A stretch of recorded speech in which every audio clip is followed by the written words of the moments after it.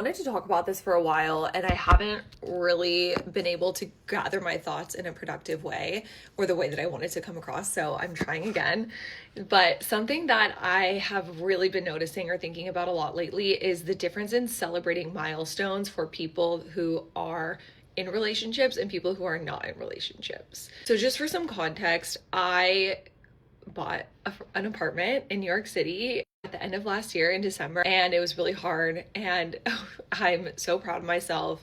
And probably one of the biggest milestones in my life, also moving to New York from LA, huge milestone as well. I've just found it really interesting that the only people, or like 95% of the people who have like shown up to celebrate this milestone in my life with me, either by like a card or sending a voice note or a housewarming gift, which is so generous, have also been people who are not in relationships, or like my single friends, men and women. It's fascinating to me and it's surprising and it's a little bit sad, but I don't want to focus on the negative. What I want to frame this as is kind of a message to people who are in relationships or like maybe married about your single friends. So I understand that like someone's birthday or someone maybe buying their first home is usually not seen as big of a milestone as getting married or having a baby.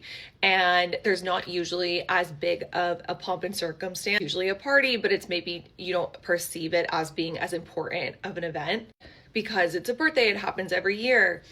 But for people who are not married or like aren't celebrating these other big traditional milestones in their life, like a wedding or having a baby, their birthday or moving or like buying a home is the only moments in their life that they get to celebrate themselves, maybe a new job or something like that.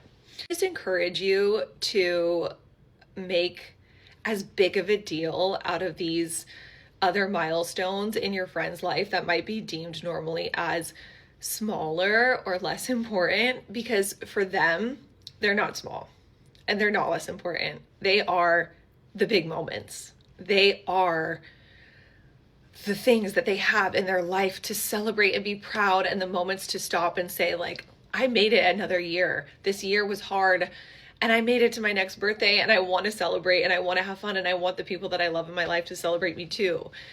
So the next time that you're feeling a little bit tired or you want to skip out on that friend's birthday, just think about how much it means to them. And this might be the only chance in the year that they get to celebrate themselves. Okay, those are my thoughts for the day.